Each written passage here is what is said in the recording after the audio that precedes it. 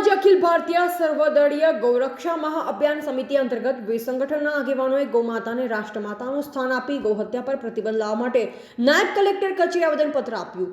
ભારત દેશમાં ગાયને માતા તરીકે પૂજવામાં આવે છે, પરંતુ તેની હત્યા પણ ખુલ્લેઆમ થઈ રહી છે। ભારત દેશ જ્યારે આઝાદ થયો ત્યારે 93 કરોડથી પણ વધારે ગૌવંશ હતો, પરંતુ ગૌહત્યા નિરંતર ચાલતી રહેતા આજે આપણા દેશમાં માત્ર 9 કરોડ જેટલો જ ગૌવંશ બચ્યો છે। ત્યારે ગાયને રાષ્ટ્રમાતા તરીકે દરજ્જો આપવા અને ગૌહત્યા પર પ્રતિબંધ લાવવા માટે અખિલ ભારતીય સર્વદળીય ગૌરક્ષા મહાઅભિયાન સમિતિ દ્વારા મુહિમ શરૂ કરવામાં આવી છે, જે અંતર્ગત આજે ડીસામાં પણ વિવિધ સંગઠનના આગેવાન અને જાગૃત લોકોએ રિસાલા મંદિરથી જાગૃતિ રેલી યોજી હતી। ગૌહત્યા બંધ કરેગા વહીં દેશ पे राज करेगा જેવા નારાઓ સાથે નીકળેલ રેલી શહેરના મુખ્ય માર્ગ પર થઈ નાયબ કલેક્ટર કચેરીએ પહોંચી આવેદનપત્ર આપી તેમની આ માંગણી સરકાર સુધી પહોંચાડવા માટે રજૂઆત કરી। રાષ્ટ્રમાતા ઘોષિત કરવાનું જે આંદોલન ચાલી રહ્યું છે એ આંદોલન માત્ર ગાય માટે ચાલે છે એવું નથી। ગાય બચશે તો પર્યાવરણ બચશે, ગાય બચશે તો ખેતી બચશે, ગાય બચશે તો આપણી આર્થિક સ્થિતિ સુધરશે। આજે આપણે જો ભૂતકાળમાં નજર નાખીએ તો ખ્યાલ આવશે કે ગાય આધારિત ખેતીના કારણે, ગૌ આધારિત આપણી આર્થિક સ્થિતિઓના કારણે દેશ વ્યવસ્થિત હતો, મજબૂત હતો, આર્થિક સ્થિતિ સારી હતી। ગાયોની બાબતમાં જ્યારે પ્રથમ આંદોલન પૂજ્ય કરપાત્રીજી મહારાજે જ્યારે ઊભું કર્યું અને એ પછી અમુક રાજ્યોની અંદર પ્રતિબંધ મુકાયો છે, એ પ્રતિબંધ માત્ર દેખાવ પૂરતો લાગે છે। જેમ કે ગુજરાતની અંદર આજે અમે પોતે જ કોર્ટોમાં જોઈએ છીએ, ઘણીવાર જે કેસો આવે છે, જીવદયાના કેસો આવે છે, એમાં આવા પ્રકારના ગૌ હત્યાના કેસો બી ઘણીવાર આવે છે। અને આ કેસોને કારણે આજે માત્ર લાગણી દુભાય છે એટલું જ નહીં, હિન્દુઓને અન્યાય પણ થઈ રહ્યો છે, સાથે સાથે ગૌ માતાના વધના કારણે આપણને આર્થિક નુકસાન પણ ભારે થઈ રહ્યું છે। અને ગાય બચશે તો જ રાષ્ટ્ર બચશે।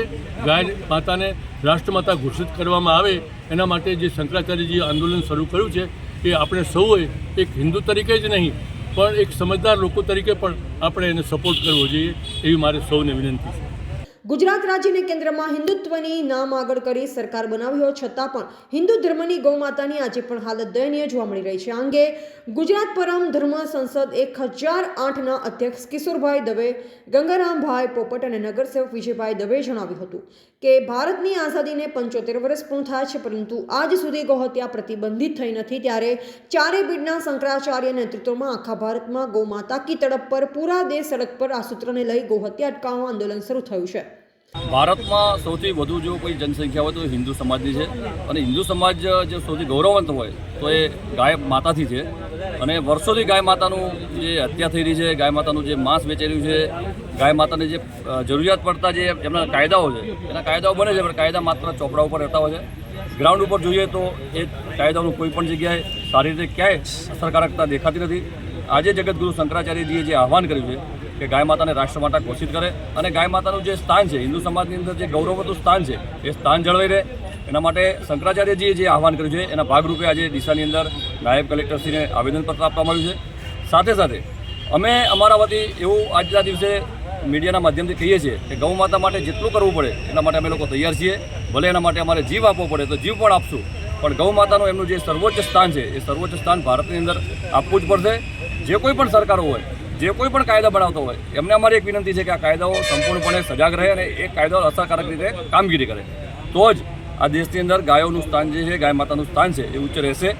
આજે બીજું બધું વધુ ના કહેતા આ દેશની અંદર ગાય માતાને રાષ્ટ્રમાતા ઘોષિત કરવામાં આવે, જલ્દીમાં જલ્દી ઘોષિત કરવામાં આવે, એ જ અમારી માંગ છે। અસ્તુ, જય ગૌ મૈયા।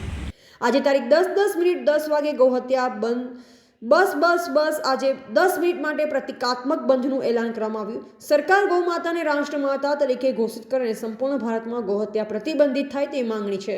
દેશમાં 19 રાજ્યોમાં ગૌહત્યા પ્રતિબંધિત છે, તેમ છતાં પણ છડેચોક ગૌહત્યા થઈ રહી છે। આજે રોજની 1 લાખ ગાયોની હત્યા દેશમાં થઈ રહી છે। દેશ આઝાદ થયો ત્યારે 93 કરોડ ગાયો હતી, 30 કરોડ જનતા હતી, આજે માત્ર 9 કરોડ ગાયો બચી છે। એટલે અમે ચૂંટણી હોવાથી ભારતની તમામ પોલિટિકલ પાર્ટીઓ પાસે જવાના છે અને જે પાર્ટી ગૌહત્યા પ્રતિબંધની કાયદો લાવવાનું વચન ન આપે અને તેના એજન્ડાના મૂકે એવા લોકોને વોટ આપવા, બાકીની પાર્ટીઓને વોટ ન આપવા માટે લોકોને અપીલ કરીશું। ભારતની આઝાદીના 75 વર્ષ પૂરા થયા, અમૃત મહોત્સવ ચાલે છે, પણ આજ સુધી ગૌવંશ હત્યા પ્રતિબંધિત થઈ નથી। એના માટે ભૂતકાળમાં અનેક આંદોલનો થયા છે, ત્યારે આ વખતે ચારે પીઠના જગતગુરુ શંકરાચાર્યોના નેતૃત્વમાં આખા ભારતમાં ગૌ માતા કી તડપ પર પૂરા દેશ સડક પર આ સૂત્રને લઈને સ્વયંસ્ફૂર્ત ગૌરક્ષા આંદોલન છે। ગૌ માતાને રાષ્ટ્રમાતા ઘોષિત કરવામાં આવે એવી અમારી માંગણી છે. એટલે આજે તારીખ 10 માર્ચના રોજ 10/10/10 ગૌ હત્યા બસ 10 તારીખે 10 વાગે 10 મિનિટ માટે પ્રતિકાત્મક બંધનું એલાન કરવામાં આવ્યું. એના અનુસંધાને ડીસાના તમામ એસોસિએશન અને ડીસાની વિવિધ સંસ્થાઓ દ્વારા આજે એસડીએમને એક આવેદનપત્ર આપવામાં આવ્યું છે. એમાં માંગણી કરવામાં આવી છે કે સરકાર ગૌ માતાને રાષ્ટ્રમાતા ઘોષિત કરે અને એને રાષ્ટ્રમાતા તરીકેનો દરજ્જો આપે તો ઓટોમેટિકલી એની રક્ષાનું પ્રાવધાન થાય અને સંપૂર્ણ ભારતમાં ગૌવંશ હત્યા પ્રતિબંધિત થાય. આપ જાણો છો કે આજે પણ ભારતના 19 રાજ્યોમાં કાનૂનન ગૌવંશ હત્યા પ્રતિબંધિત છે. તેમ છતાં સ્થળે ચોક ગૌ હત્યા થઈ રહી છે. ઇવન ત્યાં સુધી કે પહેલાં 20 રાજ્યોમાં પ્રતિબંધિત હતી, પણ 2019માં 370ની કલમ હટાઈ એની સાથે સાથે ગૌવંશ હત્યા પ્રતિબંધ ધારો ત્યાં ખતમ કરવામાં આવ્યો. એટલે કાશ્મીરમાં આ સરકારે ગૌ હત્યાની છૂટ આપી. એના માટે એક એનજીઓ સુપ્રીમ કોર્ટ સુધી ગઈ, પણ સુપ્રીમ કોર્ટનું કહેવું છે કે સંસદ જ કાનૂન બનાવી શકે, અમને કોઈ કાનૂન બનાવવાનો અધિકાર નથી. આ રીતે આજે રોજની 1 લાખ ગાયોની હત્યા ભારતમાં થઈ રહી છે. ભારત આઝાદ થયું ત્યારે 93 કરોડ ગાયો હતી અને 30 કરોડ જનસંખ્યા હતી. આજે 135 કરોડ જનસંખ્યા છે અને 9 કરોડ ગાયો છે. એટલે આપણે બહુ મુશ્કેલીમાં છીએ. આવા સમયમાં અમે એવું નક્કી કર્યું છે કે ગૌ માતાને રાષ્ટ્રમાતા ઘોષિત કરવા માટે આંદોલન કરીશું. આગળના દિવસોમાં ચૂંટણીઓ આવી રહી છે ત્યારે અમે ભારતની તમામ પાર્ટીઓ પાસે જઈ રહ્યા છીએ. લગભગ 2600 પોલિટિકલ પાર્ટીઓ ભારતમાં છે.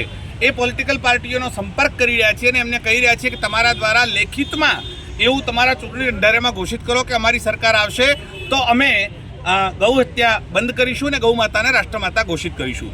એટલે આગળના દિવસોમાં ચારેય શંકરાચાર્યો તરફથી એક લિસ્ટ જાહેર કરવામાં આવશે. એમાં ભાઈ કોણ છે અને કસાઈ કોણ છે બે ફરક પાડવામાં આવશે. આટલી પાર્ટીઓવાળા ભાઈ છે હિન્દુઓના અને આટલી પાર્ટીઓવાળા કસાઈ છે. જે જાહેર નથી કરતા કે અમે ગૌ હત્યા અટકાઈશું એ બધા કસાઈ છે, અને જે જાહેર કરે છે કે અમે ગૌ હત્યા બંધ કરાઈશું એ લોકો આપણા ભાઈ છે. એમાંથી કોઈ પણ પાર્ટીને હિન્દુ વોટ આપે અમારે કોઈ પાર્ટીથી લેવા દેવા નથી, પણ જે ગૌ માતાની હત્યા કરાવવામાં સામેલ છે એવી કોઈ સરકાર કોઈ પાર્ટીને વોટ લોકો ન આપે એવી અપીલ અમે કરવાના છીએ.